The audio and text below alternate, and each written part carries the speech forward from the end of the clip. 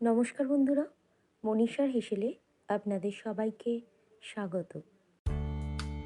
আজ নিয়ে চলে এসেছি শোলা কচু চিংড়ি মাছের একটি রেসিপি নিয়ে। গরম ভাতের সাথে এই রেসিপিটি থাকলে আর কিছুই লাগে না। চলুন তাহলে দেখে নেওয়া যাক এই রেসিপিটি বানাতে আমাদের কি কি উপকরণ লাগছে। এখানে বাজার থেকে একটি শোলা কচু কিনে আনা হয়েছে। এরপর কচুটাকে পরিষ্কার করে খোসা ছাড়িয়ে এইভাবে টুকরো টুকরো করে নেওয়া হয়েছে ছোট ছোট করে। চিংড়ি মাছটাকে প্রথমে ধুয়ে নিয়ে খোসা ছাড়িয়ে পরিষ্কার করে লবণ হলুদ মাখিয়ে 10 মিনিটের জন্য রেখে দেওয়া হয়েছে। কড়াইয়ের মধ্যে দিয়ে দেওয়া হলো 50 গ্রাম পরিমাণ সর্ষের তেল। তেলটা একটু গরম হয়ে গেলে 1 চামচ পরিমাণ গোটা জিরে আর একটা কুচানো পেঁয়াজ দিয়ে একটু ভেজে নেব। পেঁয়াজটা অল্প একটু ভেজে নেওয়ার পর ম্যারিনেট করে রাখা চিংড়িগুলোকে কড়াইয়ের মধ্যে দিয়ে দিলাম। চিংড়ি মাছটাকে এরপর ভেজে নেব।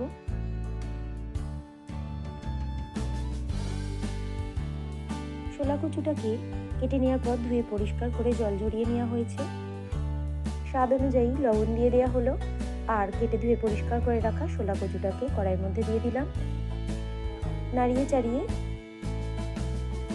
কচু আর চিংড়িটাকে ভালো করে ভেজে নেব। এরপর শোলা কচুর রেসিপিটাকে একটু অন্যভাবে করার চেষ্টা করা হয়েছে।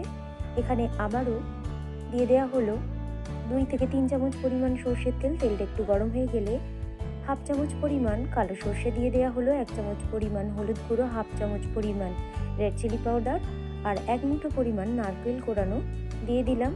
উল্টিয়ে পাল্টিয়ে সমস্ত উপকরণকে ভালো করে তৈরি করে নেব। স্বাদ অনুযায়ী চিনি যুক্ত করলাম।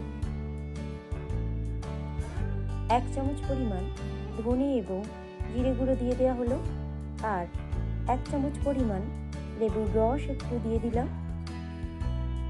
2টো কুচানো কাঁচা লঙ্কা দিয়ে দিলাম। এরপর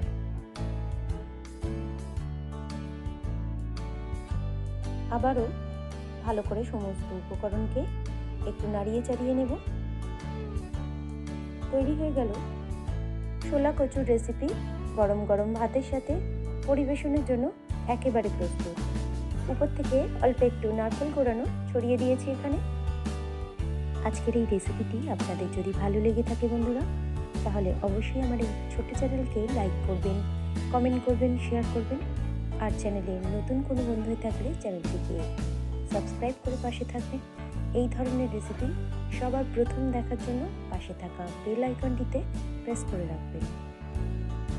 রেসিপিটি শেষ পর্যন্ত দেখার জন্য আপনাদের সবাইকে ধন্যবাদ। সবাই ভালো থাকবেন, সুস্থ থাকবেন।